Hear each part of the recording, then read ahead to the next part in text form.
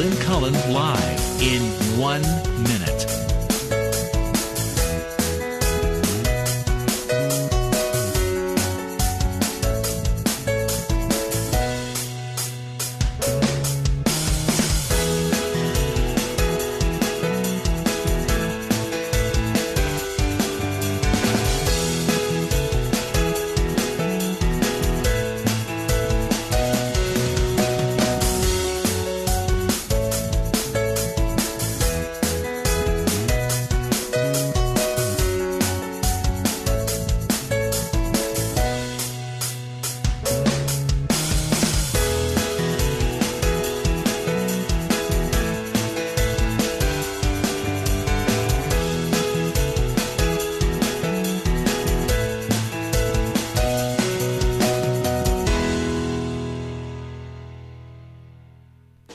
Welcome to Lynn Cullen Live at pghcitypaper.com. Email your questions and comments to Lynn at pghcitypaper.com.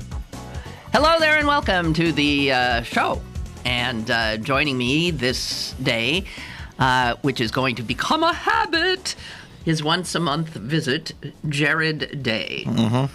Somewhat still attached to Carnegie Mellon University, but also, and we need to update your status, right? You're with the Forum for Economic Development, yes. Why did I say benefit? Well, there's hopefully going to be some benefit. Forum for Economic Development. Yeah, and I'm the director of research and programs for that nonprofit here in the city, and that it is a new, fairly a recent development that they've expanded into the area that I'm now focusing on, which is getting and sourcing economic opportunity for several underserved communities. Now, you had, I want to just jump right in on this because I had found it so fascinating last week. I think it was after the show we were talking about it. Yes. That there is something happening in Cincinnati. Yes. Which you are, and this Forum for Economic Development, very interested in. And the little you told me about it sounded so promising. Yes. So fascinating. And yes. I wonder if you could, because it's dealing with an issue that so many of us do nothing but tear our hair and beat our breasts and you know, it's so huge an issue. And how do you begin to repair?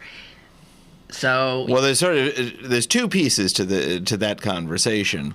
The one being for the Forum for Economic Development, what that nonprofit is about is kind of being a clearinghouse for these underserved communities I was telling you about.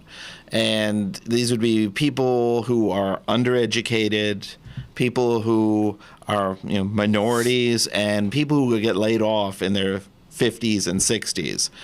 Those are the groups that we are targeting to a substantial degree. Mm-hmm. And we've been examining possible programs that could make a difference for them. And you found one such program in Cincinnati. Yes, and this is one that we're exploring, and we've had conversations. We're looking, and this one so far has been the most promising. Now, in order to actually bring it here, it's going to take. We're still a long way from actually bringing it here, but that's what we're looking at right now. This is a program called Cincinnati Works. And one of the things that is so amazing about this organization is most organizations that deal with job training, economic development, they're very often very narrowly focused, or that they kind of live inside a conversation where kind of like hoping that people will be different than the way that they actually are. and so it's like the Cincinnati Works, the thing that I find so intriguing. They're more realistic, or well, they deal with people where they are. Okay. And where for those very difficult to place folks, what they found with them is that these are routinely people who have very substantial, often multiple barriers to them getting work. And so, just as an example, you might have a woman who's a single mother. Well, being a single mother is a barrier. It might be a single mother who doesn't have transportation. There's a second barrier. It could be a single mother who doesn't have transportation and doesn't have a high school diploma. Mm-hmm. Those are the, and there's like 10, maybe 15 of those types of barriers. And these hard to place groups, they're routinely dealing, individuals within those groups are routinely dealing with multiple versions. You can put in things like drug or alcohol abuse, having children with major health issues where they can't deal, a parent can't work. So it's like the thing about the Cincinnati Works program that we have found so interesting is that they deal with people where they are, and they work with them to it's like, okay. Like, let's take this mother you've given us. Yes. What do they do? So what would they do? Single mother, no transportation, children, okay. Blah, blah, blah. That they would have somebody who would work with that person around handling their transportation problem. One specific person would be attached to let's figure out how let's see what we can do to get you to handle your transportation problem. If they're homeless, okay. I mean, I've posted on my blog a number of times over the last 2 years or so, just the skyrocketing numbers of homeless children. That's unbelievable. It's just staggering, and so it's like, okay, well, let's see what we can do to place you. One of the other barriers is this a whole nest of legal issues that these people in these categories routinely have to deal with, whether it is, okay, maybe you're being charged with some kind of crime, or you're just you just gotten out of jail or something, all the way to you maybe have a problem with an ex-boyfriend or an ex-spouse who's might be harassing you, that you might need to have some sort of court order put against them. All of these things, it's like they can completely nuke an effort to get a sustainable job that actually makes a difference. So it seems very, it makes sense. Okay, these are the problems. We'll make a list, and here we're going to, this person is going to deal with that with you. This person's going to, and we're going to fix this, and blah, blah, blah, blah, blah. That sounds very complicated in a way, and labor intensive. I mean, a lot of people have to be willing to work with this one person in hopes of pulling them out of. Yeah. Well, the thing that is so enticing about this program is that their success rate. They are successful. So what is the success rate? How is it measured? Do they have a sustainable job after, I believe it is a year and a half? Okay, with the program, do they have a sustainable job? And it's like 70%. Wow. 70%. And there's a lot of different dimensions to it, in the sense that once the program in Cincinnati, what they do is that they have a week-long intensive program where they deal with all kinds of issues of kind of the soft skills issues that, if you've never had a job, how to do an interview, how you dress, how do you what not to do, it's like how you that once they complete the 1 week intensive, they get officially entered into the program.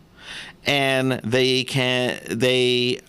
services there are available to them indefinitely. How many people can something like that serve? I mean, do you know? I mean, Boy, it sounds so. They've had thousands of applicants, and I wish I had a better number for you right offhand. I don't. But so this is the kind. There's constant efforts by. Now, you had mentioned the issue of just all the labor intensive.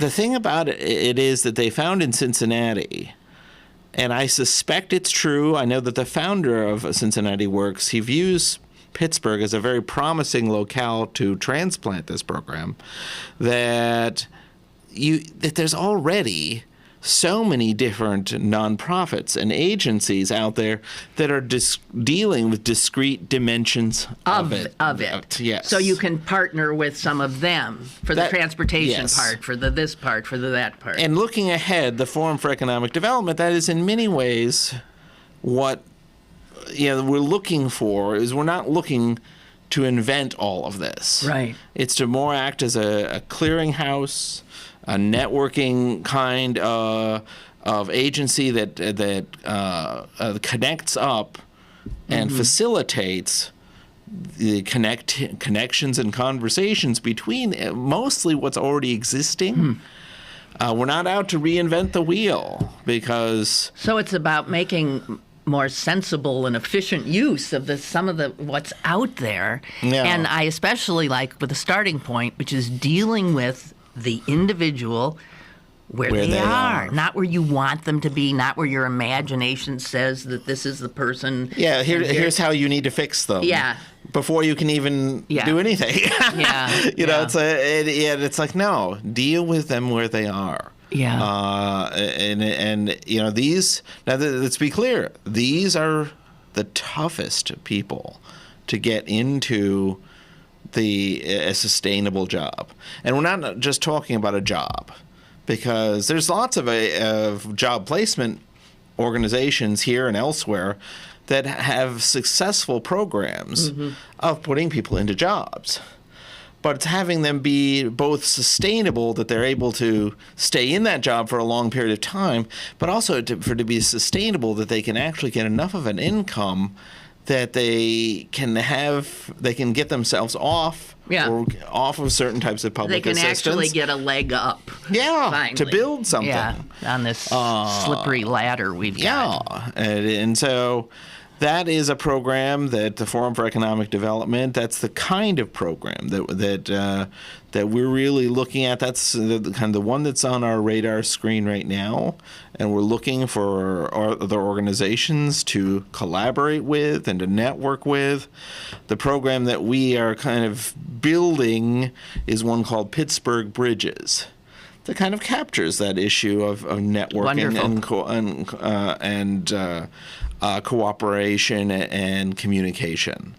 Well, I wish you, for one, the best in this effort. That just sounds wonderful. It's inspiring, and it's, as you said at the beginning, it's one of those areas where it's easy, particularly for those people who care about this thing, these types of issues. It's easy to get so resigned about it. I know, or overwhelmed at the scope of the problem. You just think, how can I? And you meet, and especially when you actually sit down and meet with some of the people who are actually dealing with this, they're often just so desperate. And it's like okay, so you've got a drug problem, you just got out of jail, you have no transportation, no job, no this, no, and often when I ride the bus, I overhear conversations that just rip my heart out. Mm-hmm. It is amazing. Here I am going down to my, little sweet, wonderful job and my fellow passengers.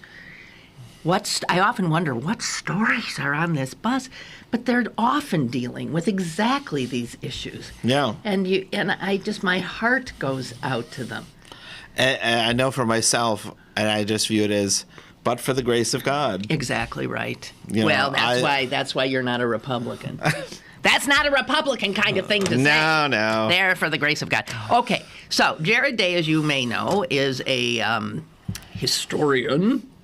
And as a historian, you cannot help but look at the present. Yeah, through a certain kind of a lens. Which, the rest of us are always warned that if we don't know what happened back there, the odds are we'll be condemned to repeat the mistakes of the past. And it seems like that pretty much is what happens. Yeah. We don't learn. And we know less and less maybe about history than we ever I think, have. There seems to be very little understanding of where we've come from. Yeah. Mm-hmm. And again, some of our best conversations happened after we're off the air because there was a conversation we had, this may be a month ago, and we were talking about the disastrous debacle of a rollout of Obamacare. Yeah. And the historian in you said, yeah.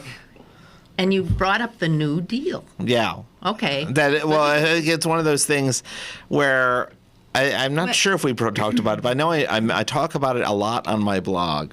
It's how, yes, the rollout was a nightmare. And then we were talking about the website, that it was a nightmare, and that there's going to be consequences from that rollout.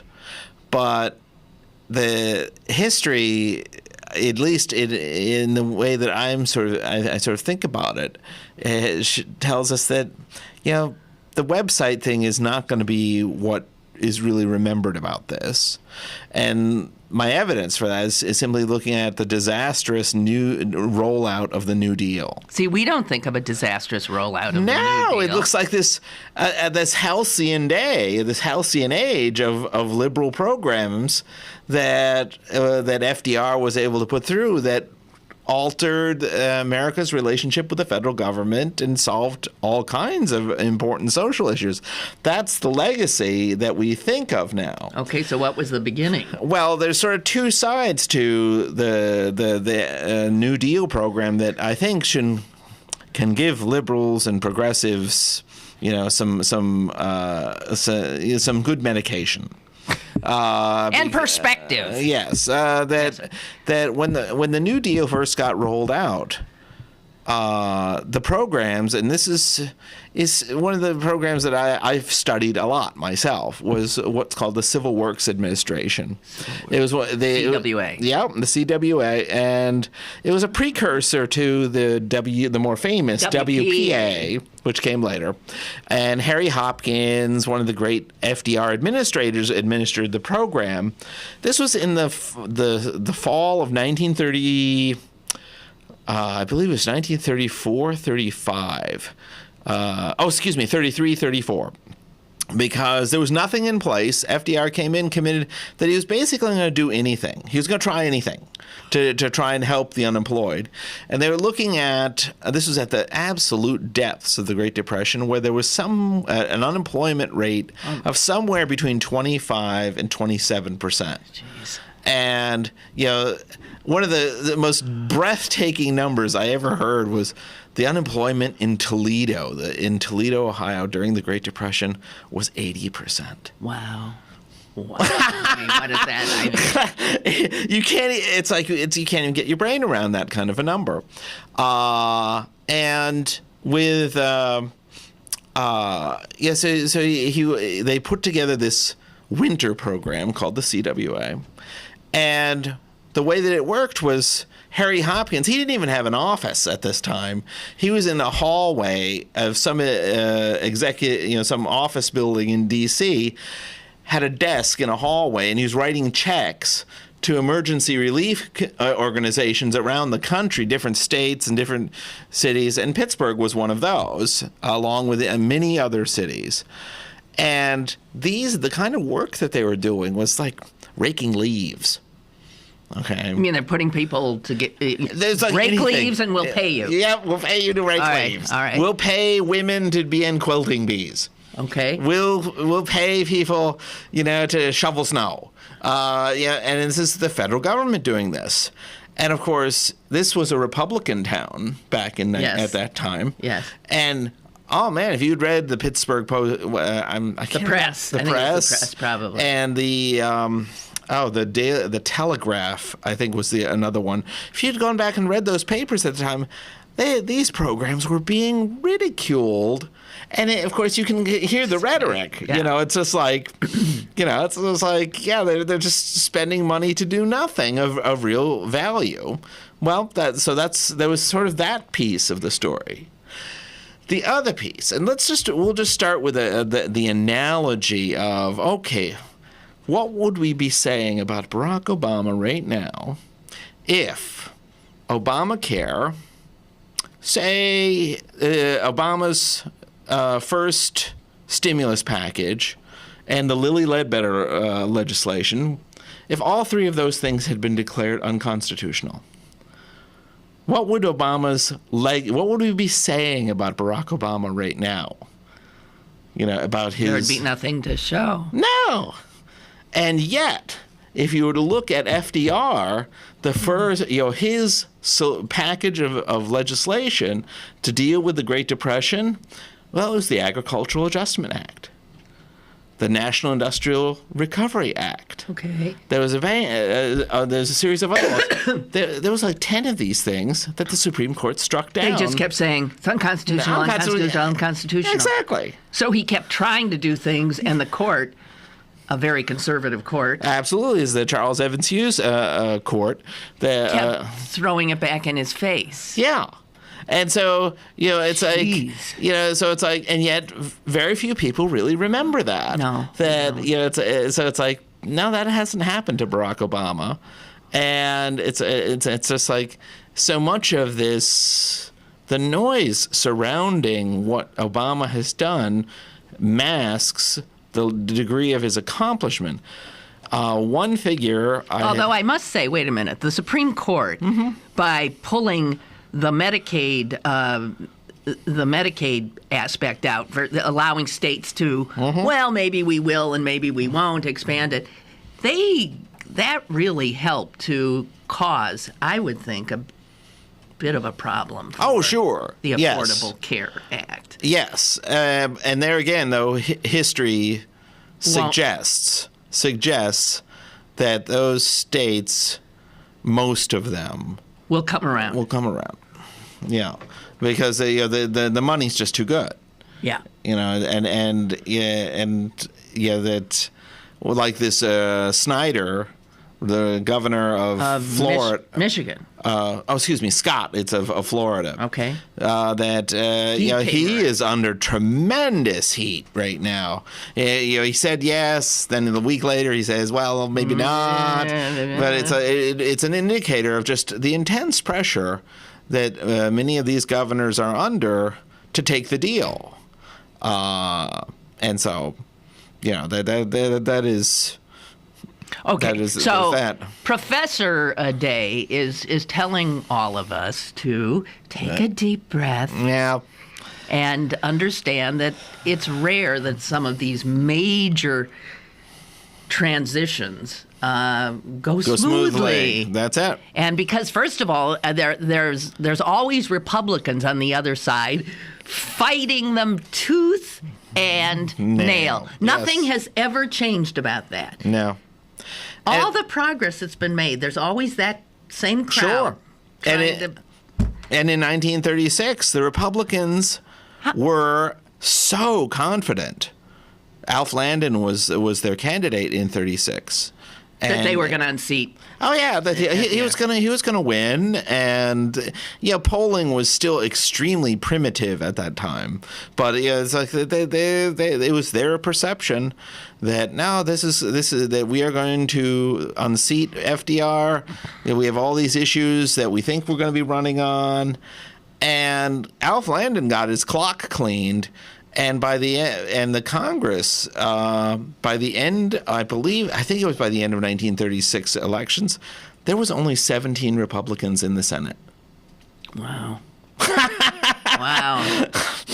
So, that was one of those moments we talked about last time where you see this major transition, where one party just gets so beat up that they have to transform themselves. And so we'll see if that's going to happen this time. I'm predicting that we're in the midst of that kind of a shift. Okay, well, let's get into that a little bit, if you don't mind. No. But I have to get a break in as well. Sure. Okay, the historian, Professor Day, does a little prognosticating, perhaps, right? Yeah. Taking the information from the past and the present and saying, looks like this is what might be happening. Because when we're in it is literally a forest for the trees kind of situation. It's really hard Especially to understand the forces that are at work when you're in the middle of it. And it's such an intense time. Yeah. Like it was in the Depression, and it is right now. It is now. It's very intense. Okay. So, when we come back. Stick around for more with Lynn Cullen Live after this. Download the brand new CP Haps app and find out what's going on in Pittsburgh. It's the free and fun app that puts the most popular events at your fingertips. Text events to 77948 to download now and register to win a Fender Squier electric guitar and Rocksmith for Xbox 360. The CP Haps app, brought to you by Pittsburgh City Paper.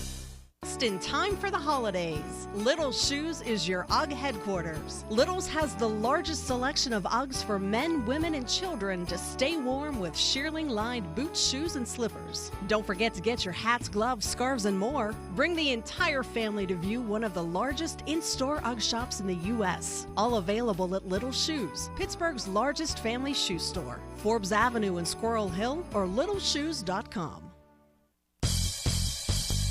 Have a question or an opinion? Call Lynn Cullen at 412-316-3381 or email lynn at pghcitypaper.com. Now, more with Lynn Cullen Live. All righty, back with Jared Day. Actually, I suggested we were going to look to the future, but there's one other historical thing that I want to get into that you, as a history professor, go nuts about. Yes.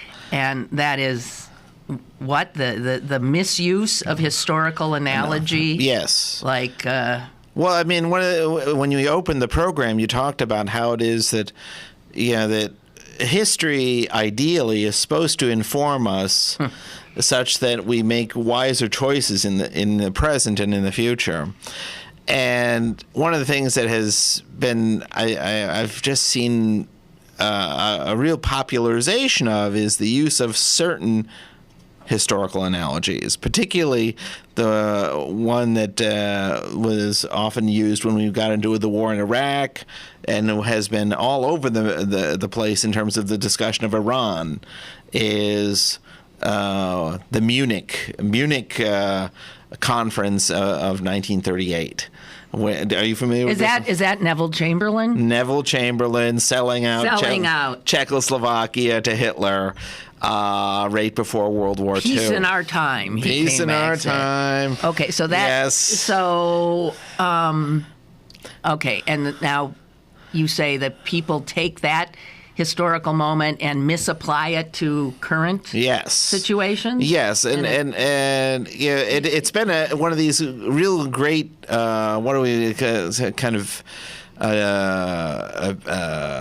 gems that has just been used over and over again in the gift that keeps on giving. That's it. Neville Chamberlain, God bless you, buddy. Yeah, the United States, we don't want any more Munichs. We don't want any more appeasement of tyrants.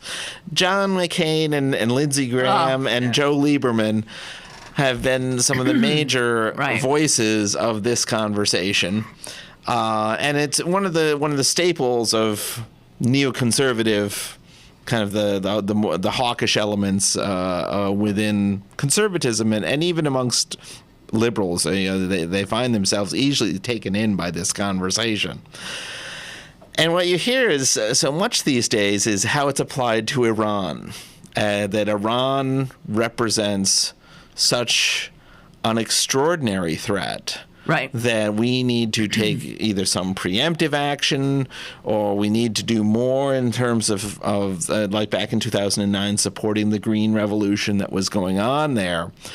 And there is a full page in the New York Times today, and you see Elie Wiesel's face. Yes. And then there's this long thing that Elie Wiesel writes. And it's essentially about Iran. Yes. And please, this is an evil beyond blah, blah, blah. We cannot. And it's exactly, I don't think he says Munich, but it's the same kind of situation.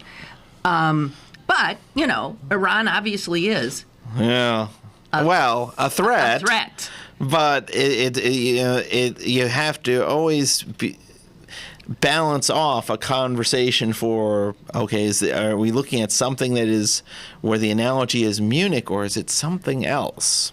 Okay. And for me, Iran by itself doesn't. There's virtually no comparison with Hitler's Germany in 1938 and Iran in 2013, in the sense that in terms of their geopolitical importance, their centrality to either our interests or even Israel's interests, that there's ways of managing this that there's so many more ways to manage this than there was in 1938. But one of the things that there's sort of countervailing analogies that I think are more appropriate. And I think one of the things I like about Barack Obama is I think that he's aware of some of the countervailing analogies. Such as? If it isn't Munich, what is it? Well, I think more broadly, and this transcends the issue of Iran, it involves, I think, Iran, it involves China and some other states, is World War I. Okay. And in the sense that one of the things you saw in World War I is how the European powers, in many ways, through the most innocuous series of decisions and things that seemingly were not connected, they ended up stumbling into this horror. Yeah, this catastrophic disaster that basically spelled the end to the kind of hegemony that they had exercised up until then. And it's a legacy, and it has lived to this day. And I almost view it that it's no accident that here we are 100 years, almost 99 years since the beginning of World War I. We are now seeing the last, really like a bus full of individuals who were veterans of that conflict, yes, right, that are passing from the scene.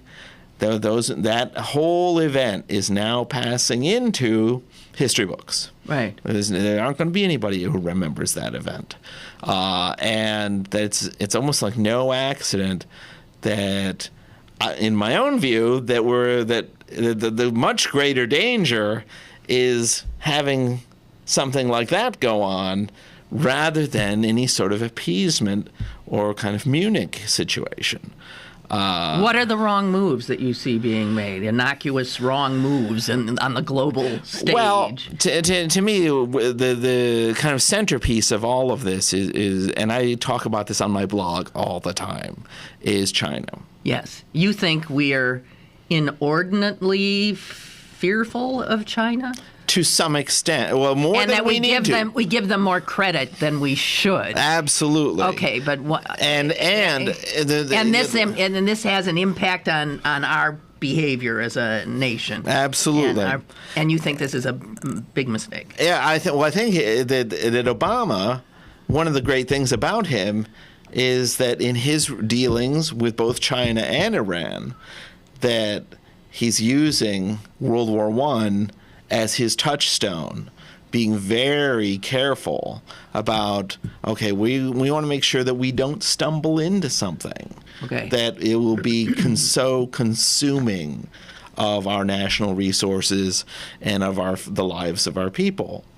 One of here again, getting back to the issue of historical analogy, I look at China.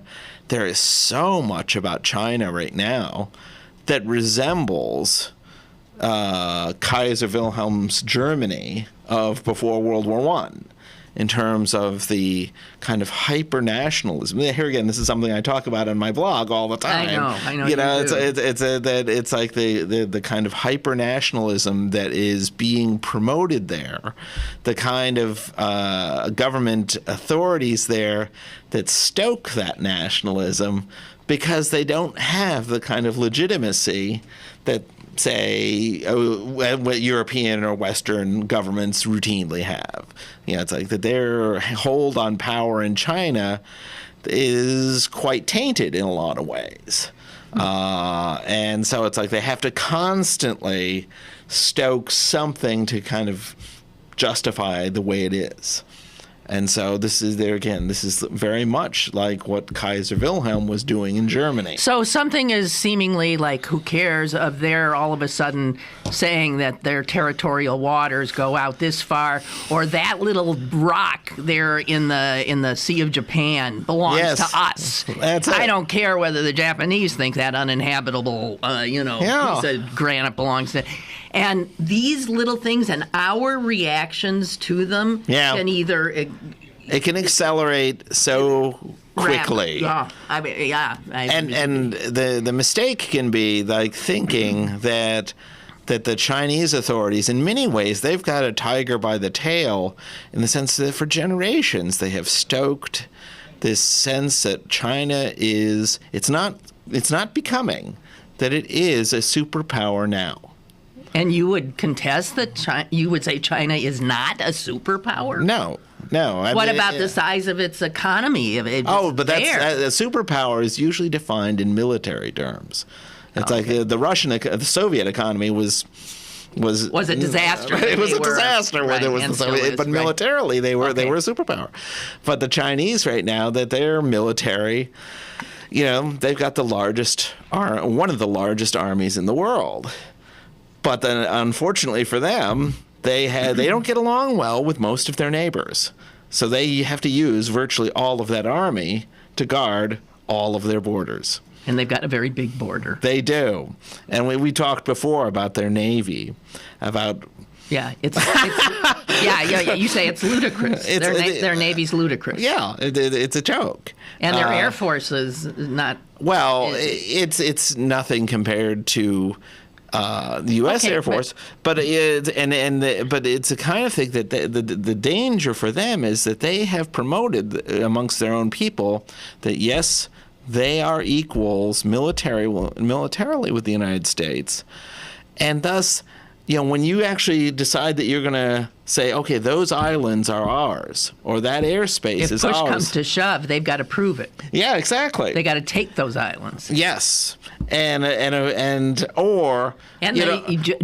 not going to sit by and let them do it, and we're Japan's ally. And Korea, then one of the sort of key dimensions when they talked about, when Obama and his foreign policy team talk about pivoting to Asia. I don't know if you thought about that. No, I didn't. The reason for that pivot is exactly these things, is that you've got a dangerous set of actors kind of interacting in a way you're saying their pivot, this is where we need to be paying attention. Exactly. This is where the global danger is right now. Exactly. More so than Iran. Yes. The danger of China, Japan, and Korea getting mixed up into something where things get out of hand quickly, that is a far more, that requires our attention. That's what so that's what Obama is that's what Obama's up to, I think. That's but here's the problem. Yeah. It is so difficult. You're talking, and there are nuances here, and there's this and there's that, and it requires on the part of the listener to actively, use their brains and try to understand this. Yeah. It's a lot easier to be, let's say, a Republican demagogue and to say, bomb them, and to say, do this, and black and white, and this is our enemy, and we have to blah, blah, and always setting, the Republicans are masters at this, always setting up the boogeyman. And they have been. But the people respond to that much more viscerally than you intellectual types. Until Iraq and Afghanistan, that was true. Oh, you think now we're smarter? Absolutely. You saw what happened. You see what happened. They just don't want to go to war anymore. That's it. When Obama began the conversations about Syria, I think it was just crystal clear. Yeah, we don't want it. It's like, no, we're not doing it. We're not doing it. No more war. And John McCain, he got a he always wants to go to war. He got a special invite to the White House, and they had this. He came out in support of it. Made no difference whatsoever. Right. And there is. I think we're in a moment right now where there is some reflection that, it's like, no, we're not going to get maneuvered into conflict. But the thing is that Obama, he still needs to manage the relationships like are in between China, Korea, and Japan in a way that they didn't, because right now both Japan and Korea have very conservative governments. Yes. And so it's and the Korean, I forget what the woman's name who is the president of Korea right now, that she has said some very provocative things that don't, that kind of, once people start taking positions, it's hard for them, especially to back off and actually satisfy their own version of the neo-hawks and the neoconservatives in their own governments. So, for me, I think we actually in a moment where there's some sanity in this area. Okay. Oh, yes. My God. Well, that's good news. I know. Let's get in a bad news kind of way. Yeah, exactly. Well, it passes for good news these days. Sure. How about we go to our last break, and we'll be right back.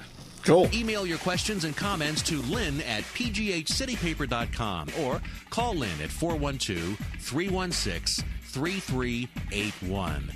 Lynn Cullen Live will return in a moment. Check out the all-new bergbargains.com for the best deals on holiday gift cards from your favorite local restaurants, bars, museums, and shows. Log on now for great deals for Atria's, Fair Day, Jerome Bettis Grill, and Quantum Theater. Supplies are limited. The all-new bergbargains.com, Pittsburgh's best bargains, bergbargains.com. Check out my new time machine. Does it work? Hit the button. Hey, it's Napoleon. Oui. Check out the future. Hey, you have a nice house. Why don't I? You didn't save any money, buddy. If only there was a way I could go back in time and fix that. Yeah. Save something for the future. Put away a few bucks, feel like $1 million. For free ways to save, go to feedthepig.org. That's feedthepig.org. This message brought to you by the American Institute of Certified Public Accountants and the Ad Council. You're listening to Lynn Cullen Live at pghcitypaper.com. Once again, here's Lynn Cullen. Inner city public schools, and then incarcerating. It's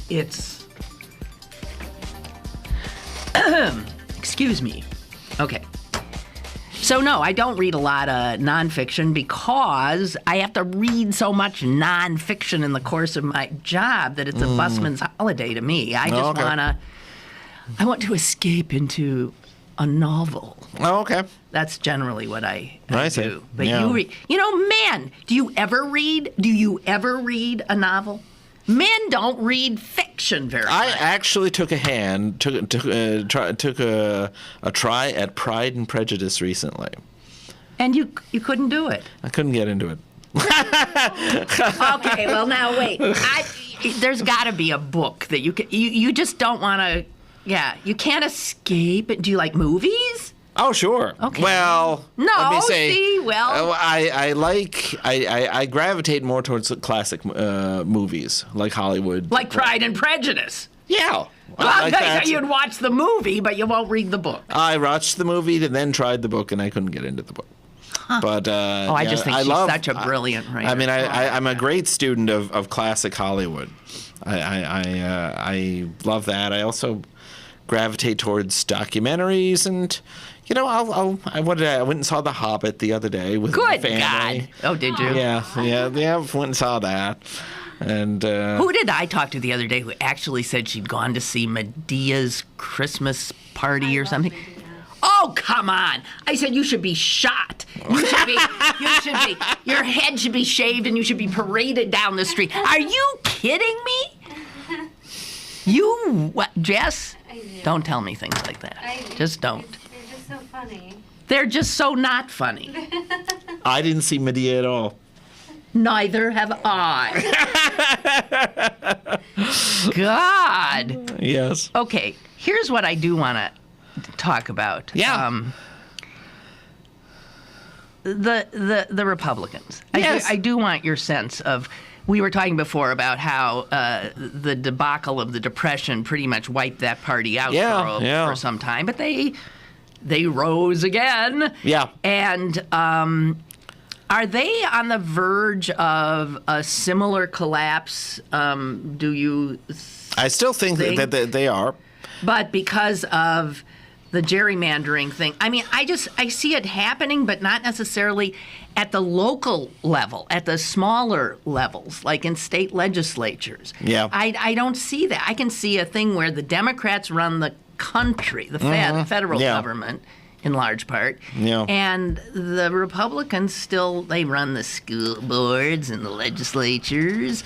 And Well, I would say that it's going to vary from state to state, because you look what's happening right now in Florida. This was a story that came out yesterday, where it looks like they after 2010 they did a very gerrymandered redistricting program there.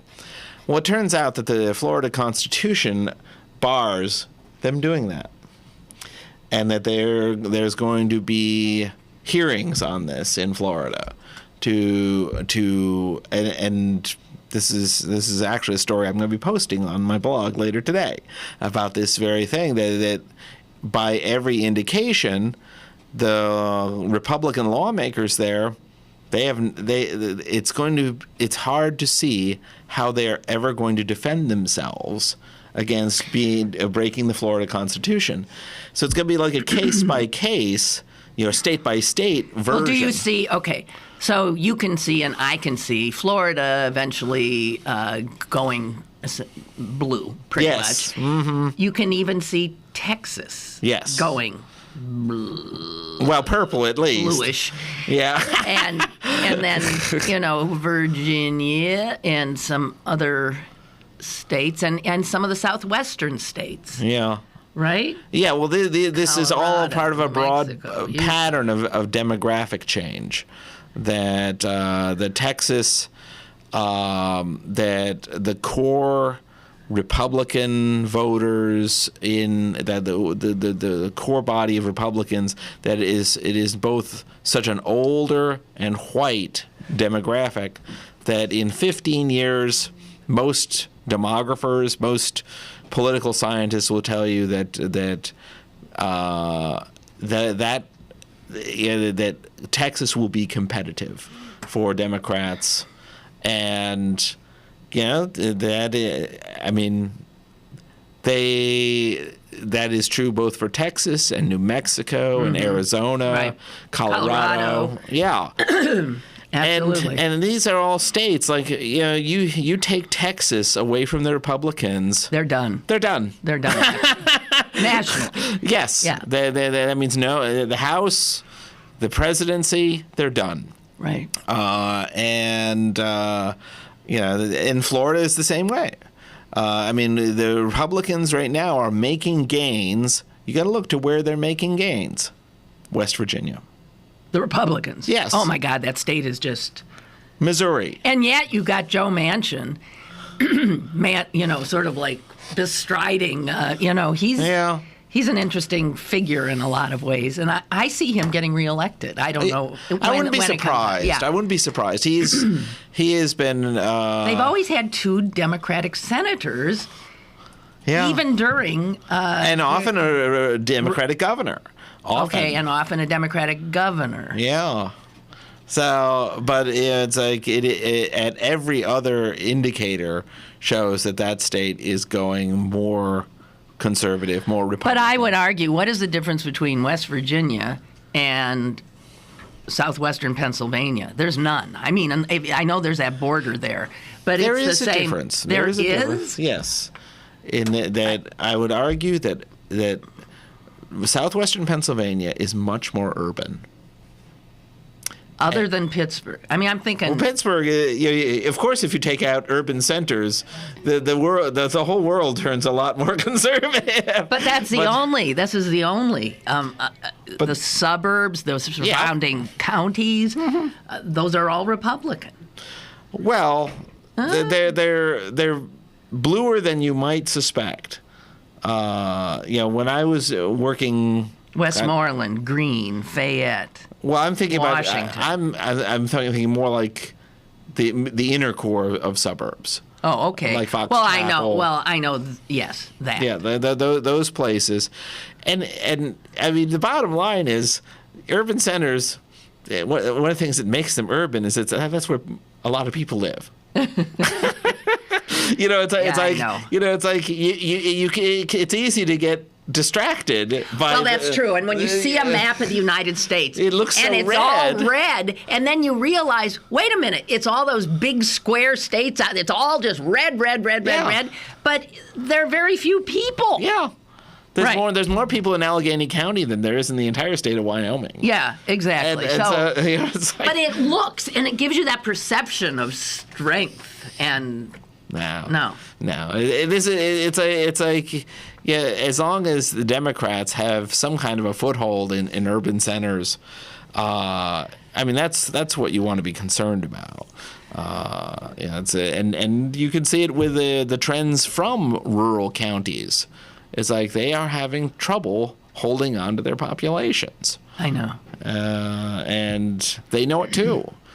I think it's actually one of the things that gives conservatives now, there's an edge of despair to the way they view the world that I can completely get it. Yeah, because their world is falling apart. Well, and I don't care if you're a small farmer. If you're a small farmer. Or you're in a small town and you were raised with a certain kind of value system where all your neighbors were kind of like you. You look out into the world and on television and on... They don't recognize this world. No. and it scares them. And it, you can see it informs their politics. Yeah. Without a doubt. Yeah. And people who are not afraid of this or who embrace it, they vote for Democrats. Yeah, they do. And so, and this you look and the other kind of historical piece to this is that I find just so amazing, and it reminds me of the 1960s to a certain extent, is how swiftly the gay marriage thing has transformed. Mind-blowing. You know, it's like I was just a couple of years ago. Yeah. That you had a whole swath of states having constitutional amendments and all kinds of different legislation. It's just mind-blowing. And you know, I've told this story before, but I'm going to tell it again. Mm-hmm. About how I always say, it's not that I watch this show, it's that it's on right after Jeopardy. Okay. So I do like Jeopardy. Yes, you do. And then after Jeopardy comes Wheel of Fortune. Okay. Which is like one of the, I think it's like the longest running. Yes. With Pat Sajak and Vanna White. Yep. And they have 3 contestants. And they always start the show with, he goes, well, yeah, and so tell us about yourself. And they always say, and it annoys the hell out of me, well, I live in Tim, and I'm married to my wonderful husband, Tim, and we have 3 beautiful children, blah, blah, blah, blah, blah, blah, blah. And it's all the sort of, they're clearly been told. Yes. And then say, but your wonderful husband and the this and that. And on more than one occasion, the first time I saw it, I almost fell out of my chair. Yes. He goes to one of the contestants, and it's a man. Yes. And he said, I'm from and I'm married to my wonderful husband, and not a blink, not a blue. No. And on he went to the next person, and I'm thinking, okay, I'm a little old lady in Cudahy, Wisconsin. Yes. And I'm sitting there in my easy chair watching Wheel of Fortune like I have all my life. That's right. And did that guy just say he's married to his husband? And then, lest you didn't hear it the first time, maybe a month later, someone is married to, again, the same sex, and nobody says boo, and off you go. And then if they make it to the final round and they win, their husband comes running up on stage and they embrace and they're this and that. Everybody's clapping wildly. And I'm thinking, if this to you. Yeah. Well, Yeah. you can see the world. You know that when Wheel of Fortune contestants just flat out say, I'm married to my husband, and it's a male speaking, that's it. It's a done deal, right? Well, I've been having my own version of this since the house that I own up in Connecticut is a very old house that requires a lot of renovation, and so one of the networks that I've been watching a lot of is HGTV. Yes. That has a lot of these renovation programs. And, about a quarter of the time, whether it's, Love It or List It, or... It's a gay couple? It's a gay couple. And you get an even more intimate view of a gay couple when they're shopping for a house or looking to renovate their space and talking about what they want to do with their bedroom and the kind of lighting that they want or how the kitchen should be, and you see them arguing a little bit, and it's just like, yep, no problem. Oh. No problem. Okay, it ain't Ozzie and Harriet anymore, guys. No. And it's for some people, this is really scary. Hey, I wanted to note an obituary. Yes. You might have missed it today. Who is it? Harold Camping. He was 92. He lived a long life. Okay. Harold Camping. We all came to know him a little bit a few years ago when he repeatedly prophesied the end of the world. Remember? Yes. He had a radio show. I did hear about this guy, yeah. He was the Family Radio Network, which even though we don't listen... had 140 radio stations in America, Europe, Asia, and Africa. Yeah. 2 television outlets, a budget of $36.7 million. Yeah.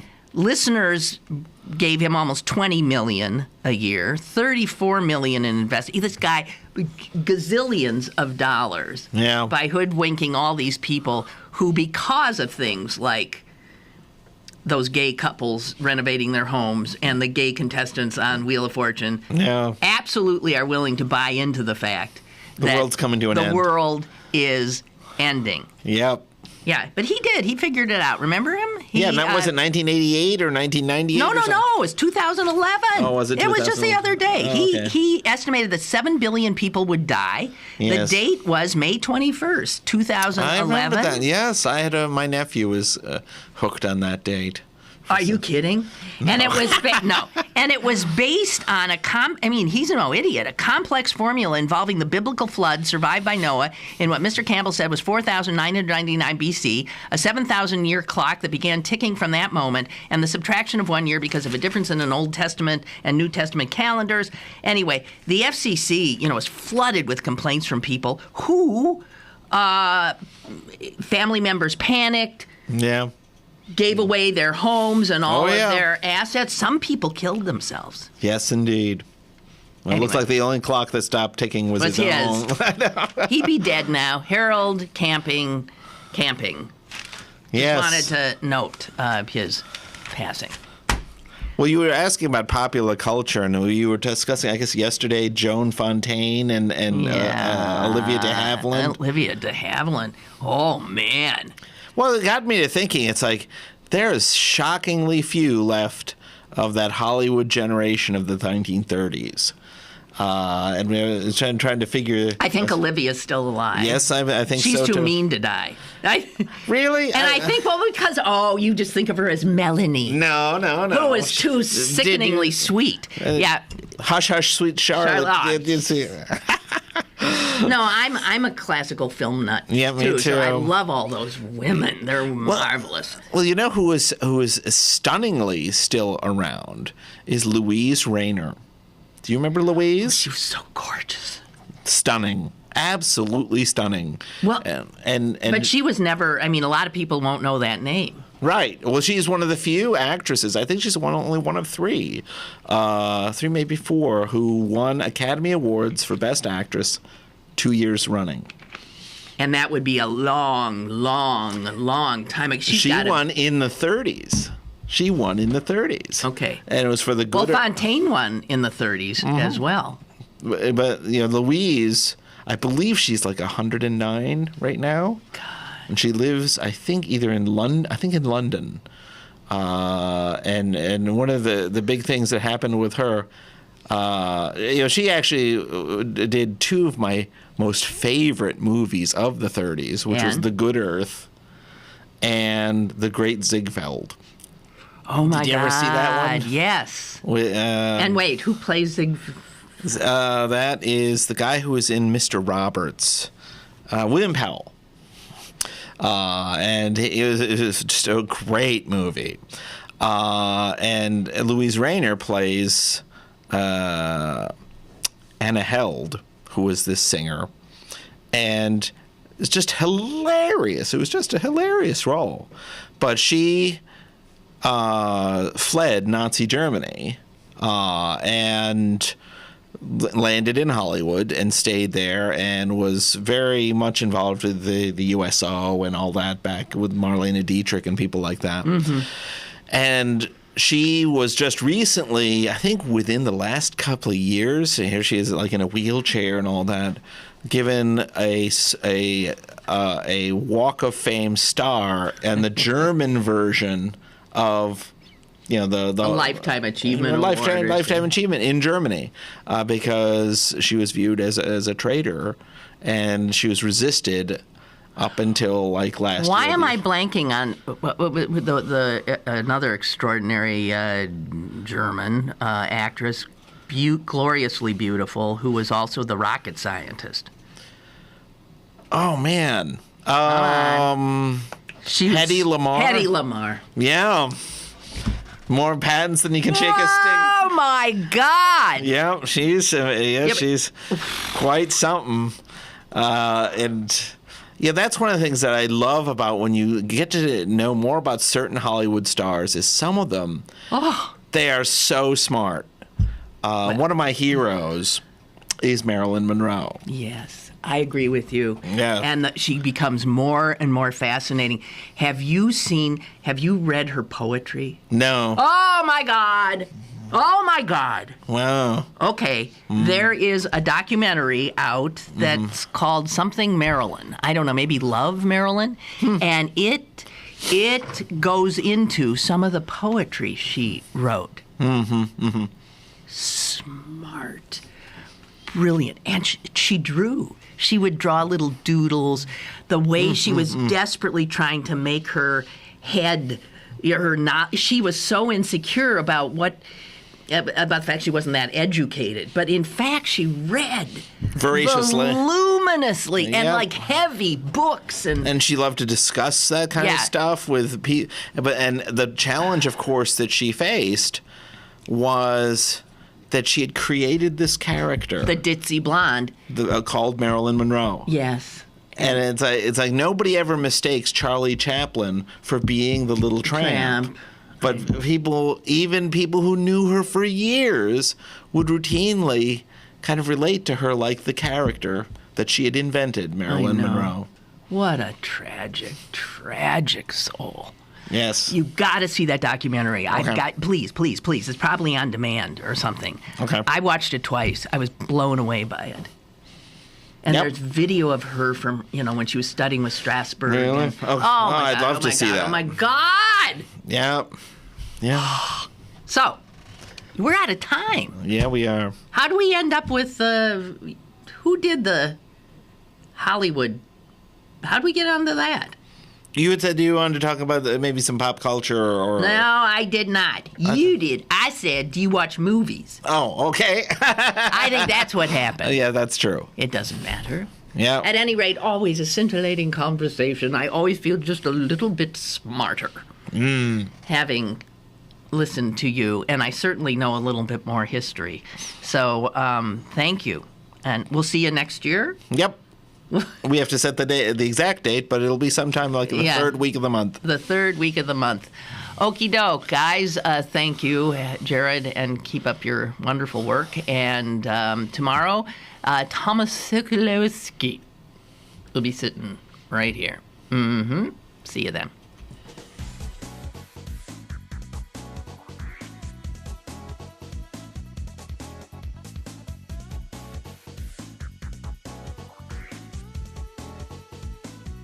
Lynn Cullen Live, Monday through Friday from 10 a.m. to 11 a.m. and archived at pghcitypaper.com. The opinions expressed on Lynn Cullen Live are those of the host and do not necessarily reflect the viewpoints of Pittsburgh City Paper, Steel City Media, and its advertisers.